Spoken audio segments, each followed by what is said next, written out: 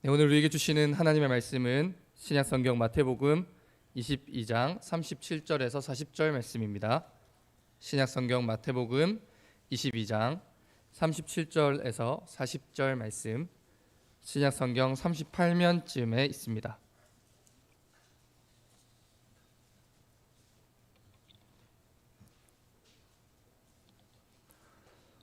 마태복음 22장 37절에서 40절 말씀입니다.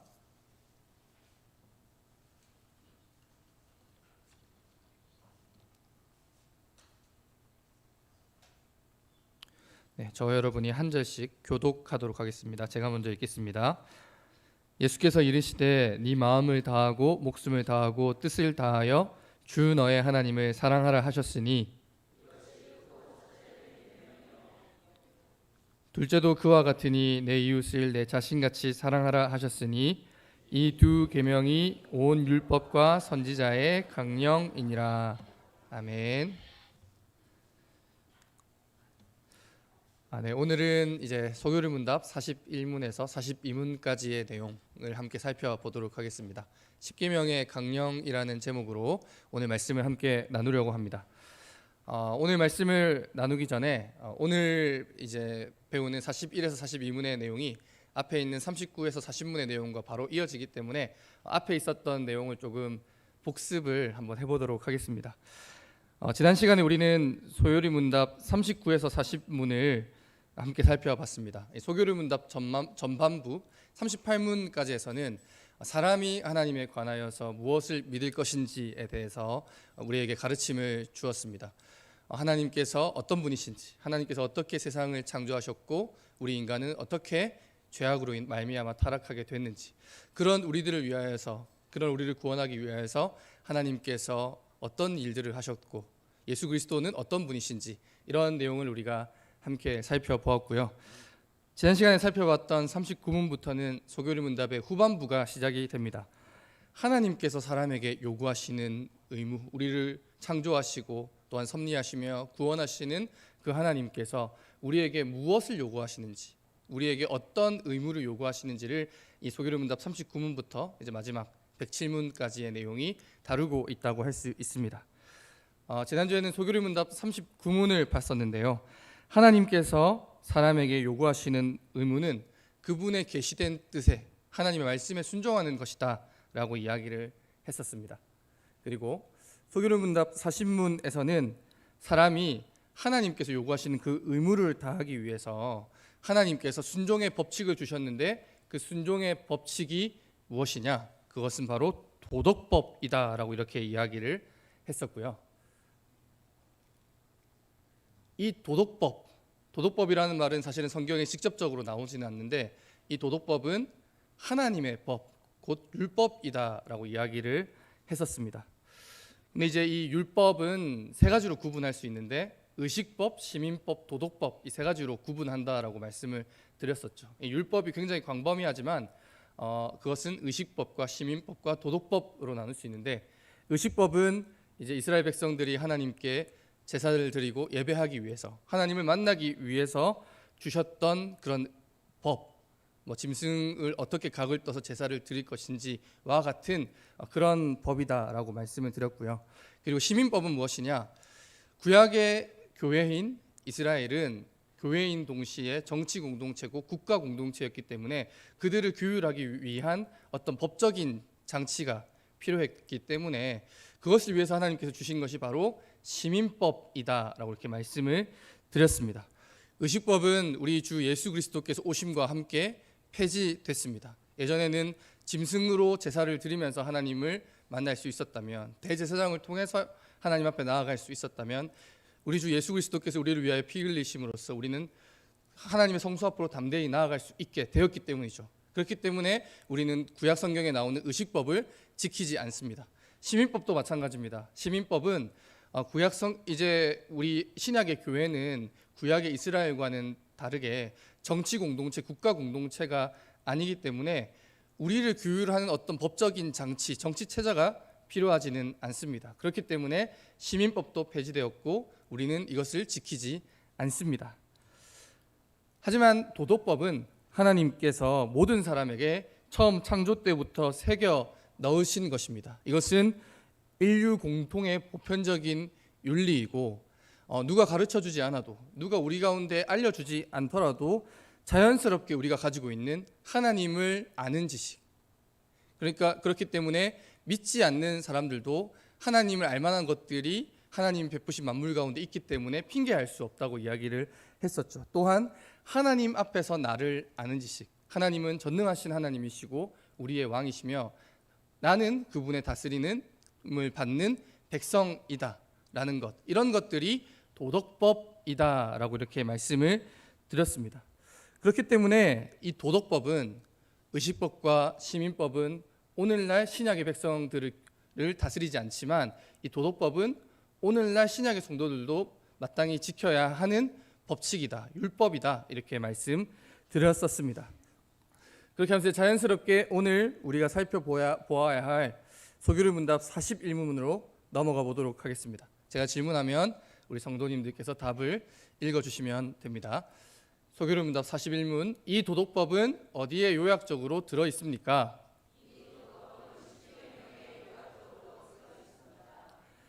네, 도덕법은 하나님께서 창조 때부터 인간의 양심과 인간의 이성 가운데 새겨 넣으신 것이다, 이렇게 말을 했습니다. 그런데 이 도덕법이 어디에 요약되어 기록되어 있느냐? 바로 십계명에, 우리가 아주 잘 알고 있는 이 십계명에 기록되어 있다라고 소교류 문답 41문은 말하고 있습니다. 십계명은 이제 모세가 시내산에서 하나님으로부터 받은 그 두 돌판에 기록된 말씀이죠. 근데 왜 하나님께서는 창조 때부터 이미 도덕법을 우리들 마음속에 새겨 넣으셨다라고 했는데 그걸 또 굳이 십계명이라는 형태로 기록하여서 모세를 통하여서 언약 백성인 이스라엘에게 주시고 또한 신약의 언약 백성인 우리 교회에게 주시는 것일까요? 바울 사도는 갈라디아서 3장 19절에서 말하기를 그런즉 율법은 무엇이냐? 범법함으로 더하여진 것이라, 이렇게 말했습니다. 하나님의 형상을 따라 우리가 되었기 때문에 우리는 원래의 상태로는 도덕법에 충분히 순종할 수 있는 그런 지혜와 능력과 힘을 가지고 있었습니다. 하지만 타락 때문에 이제 우리는 더 이상 하나님께서 우리에게 주신 이 도덕법을 온전히 지킬 수 없는 상태로 타락하게 됐죠. 그러나 하나님께서는 범죄하여 타락한 우리 인간들을 위하여서 십계명을 다시 한번 기록하여서 주신 것입니다. 하나님의 말씀에 순종할 수 있는 지혜와 능력을 잃어버린 우리들에게, 무엇이 옳은지 무엇이 그른지를 판단할 능력조차 잃어버린 우리 인간들에게 기록된 십계명의 말씀을 주셔서 하나님의 말씀을 깨닫게 해주시고 우리가 우리의 죄를 깨달을 수 있게 해주시고 또한 우리가 어떻게 하나님의 뜻을 따라 살아갈 수 있는지를 알려주려고 십계명의 말씀을 두 돌판에 기록하여 주신 것입니다. 그렇다면 이제 십계명은 어떤 내용을 기록하고 있을까요? 우리 소교류 문답 42문을 함께 읽어봐야 되는데 이 PPT가 좀 깨진 것 같아서 주보 보시면은 이 안에 기록되어 있으니까 이거 보고 같이 읽으면 좋겠습니다.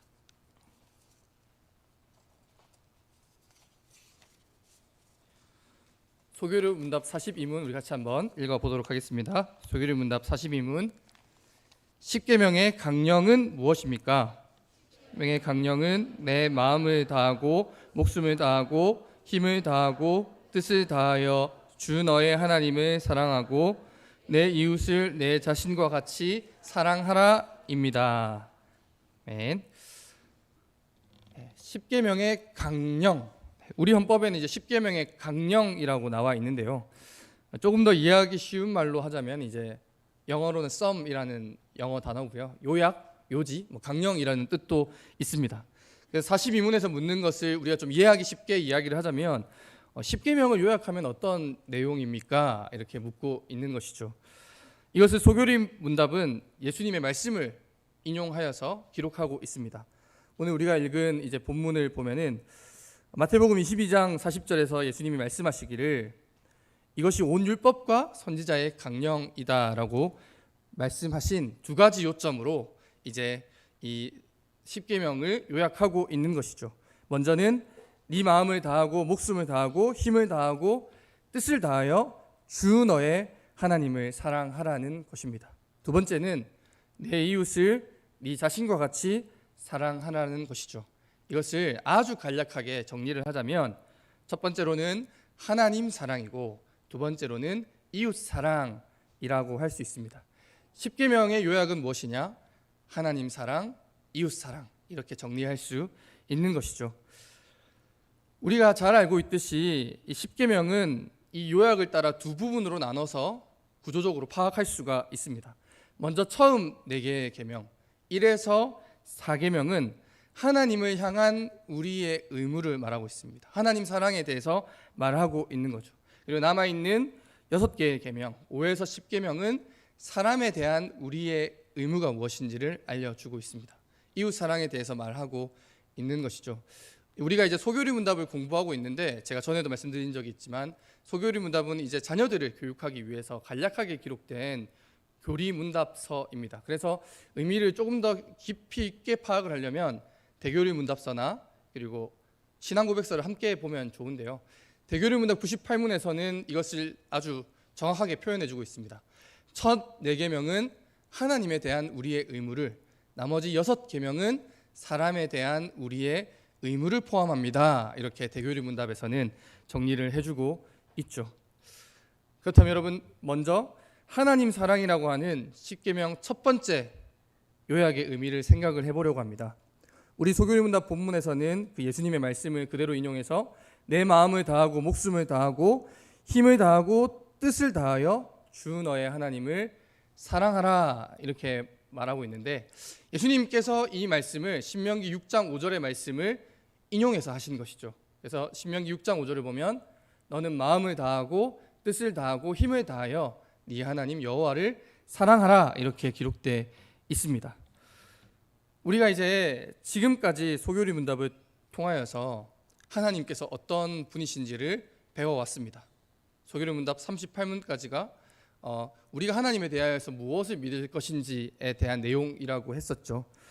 하나님은 어떤 분이신가? 우리는 하나님을 사랑해야 하지 않습니까? 우리는 하나님을 향한 의무를 가지고 있는 존재들이죠. 그렇다면 이 하나님은 어떤 분이시냐? 하나님은 전지전능하시고 세상을 창조하신 분이십니다. 온 세상에 유일하고 참되신 유일한 신이 바로 우리 하나님이신데, 이 하나님은 삼위일체로 계시는 분이십니다. 우리가 이성으로 이해할 수는 없지만 신비한 연합으로 계신 분이 바로 우리 하나님이시죠. 또한 하나님께서는 자기의 작정을 이루기 위하여서 창조와 섭리의 사역들로 오늘날에도 이 세상을 다스리고 계시는 분이십니다. 하나님께서는 우리들 사람을 하나님의 형상대로 창조하시고 우리가 하나님의 말씀에 순종한다면 영원한 생명을 약속해 주셨습니다. 하지만 우리들 인간은 우리의 죄로 말미암아서 하나님을 배반하고 하나님이 주셨던 영원한 생명을 떠나서 영원한 죽음에, 영원한 형벌에 처하게 되는 그런 비참한 신세가 되었습니다. 하지만 하나님은 사랑이시기 때문에 하나님께서는 자기 아들이신 예수 그리스도를 우리 가운데 보내시고 우리를 구원해 주신 분이십니다. 그렇기 때문에 소교리 문답 1문에서 말하기를 그런 하나님을 우리는 영화롭게 해야 되고 그 하나님께 영광을 돌려드려야 되고 또한 그 하나님으로 말미암아서 영원토록 즐거워해야 하는, 그것이 우리의 가장 중요한 목적, 가장 유일한 목적이다라고 말하고 있는 것이죠. 하나님은, 여러분, 소교리 문답에서 말하는 하나님은 바로 이런 분이십니다. 그렇기 때문에 우리는 그런 하나님을 사랑해야 하죠. 그것이 우리의 의무입니다. 여러분, 그런 하나님을 어떻게 사랑해야 하느냐? 마음을 다하고 목숨을 다하고 힘을 다하고 뜻을 다하여 주 너의 하나님을 사랑하라. 예수님께서 이렇게 말씀하셨습니다. 여기서 마음을 다하고 목숨을 다하고 힘을 다하고 뜻을 다한다 라는 이 말은 결국에는 우리 인간이 할 수 있는 모든 것을 총동원하여서 우리가 가진 이성과 지식과 능력과 감성과 지혜, 이 모든 것들을 총동원하여서 모든 방법으로 하나님을 온전하게 사랑해야 한다는 것을 말하는 것입니다. 여러분, 여기서 중요한 것이 있습니다. 사랑해야 하죠. 하지만 여러분, 사랑한다고 말하면서 왜곡된 방법으로 사랑을 표현하는 사람들이 이 세상 가운데 아주 많이 있습니다. 여러분, 사랑한다는 것은 항상 사랑받는 대상이 원하는 방법으로 표현되어야만 하죠. 누군가를 사랑한다고 하면서 그 사람이 전혀 좋아하지 않는 방법으로 사랑을 표현하려고 한다면 그 사랑은 제대로 전달되지도 못할 뿐더러 그 사랑이 순수한지조차도 의심받을 수가 있습니다. 여러분, 하나님 사랑으로 요약할 수 있는 1에서 4계명은 우리가 하나님에 대한 사랑을 어떻게 표현할 수 있을까? 우리가 하나님에 대한 사랑을 표현하기 위해서 예배해야 되는데 우리가 하나님을 어떻게 예배할 것인가? 이것을 말하고 있습니다. 여러분, 우리는 죄 때문에, 죄로 인해 타락했기 때문에 하나님을 우리 능력으로는 제대로 사랑할 수가 없습니다. 그래서 끊임없이 다른 무언가를 신으로 만들거나 아니면은 하나님의 형상을 우상으로 만들어서 하나님을 제대로 섬기지를 않거나 하나님의 이름을 욕되게 하거나 우리의 삶과 생활을 거룩하게 구별하지 않고 방종한 모습으로 하나님을 섬기려고 할 때가 아주 많이 있죠. 10계명 1에서 4계명에서 말하는 나 외에는 다른 신들을 내게 두지 말라, 너를 위하여 새긴 우상을 만들지 말라, 하나님의 이름을 망령되게 부르지 말라, 안식일을 기억하여 거룩하게 지키라라는 이 계명들을 우리는 지키면서 하나님을 제대로 사랑할 수 있고 또한 하나님에 대한 우리의 사랑을 제대로 표현할 수 있고 찬송받으시기 합당하신 하나님을 제대로 예배할 수 있게 되는 것입니다. 계속해서 이제 이웃사랑 10계명의 두 번째 요약의 의미를 한번 생각해 보겠습니다. 소교리문답 본문에서는 내 이웃을 내 자신과 같이 사랑하라 이렇게 기록하고 있습니다. 여러분, 내 이웃을 내 자신과 같이 사랑하라. 여러분, 우리 그리스도인이라면 이 말씀을 수도 없이 듣고 수도 없이 외워본 말씀이죠. 이 말은 우리에게 굉장히 익숙한 말이고 너무 당연한 말로 들립니다. 하지만 당연하다고 해서 그것이 간단하고 쉬운 일이냐, 순종하기 쉬우냐라고 생각을 이렇게 질문을 한다면 그렇지 않죠. 여러분, 공부를 열심히 하면 좋은 대학을 간다, 당연하죠. 여러분, 하지만 여기에 순종하기가, 이대로 하기가 굉장히 어렵습니다. 그런 것처럼 내 이웃을 내 자신과 같이 사랑하라, 너무 당연한 말이고 너무 우리가 많이 들어온 말이지만 여기에 순종하는 것은 생각보다 굉장히 어렵습니다. 사람이 타락하고 난 뒤에 하나님과 사람의 관계가 깨졌죠. 동시에 사람과 사람의 관계도 깨졌습니다. 사람은 본성적으로 우리 죄악 때문에 서로 사랑하기보다는 서로를 미워하며 살아갑니다. 만약 누군가를 꼭 사랑해야만 한다면 그것은 다른 사람이 아니라, 이웃이 아니라 나 자신인 경우가 훨씬 많습니다. 아무리 악한 사람이라고 할지라도 자기 자신은 사랑하고 아끼죠. 따라서 내 이웃을 내 자신과 같이 사랑하라는 이 말씀은 우리가 굉장히 익숙하고 친숙하게 여기는 것에 반해서 굉장히 지키기 어려운 명령이라고 할 수 있습니다. 사람은 자기 자신을 위해서는 무엇이든지 합니다. 자기의 생명과 자기의 기쁨과 자기의 만족, 자기의 명예와 영광을 위해서는 사람이 못할 일은 아무것도 없습니다.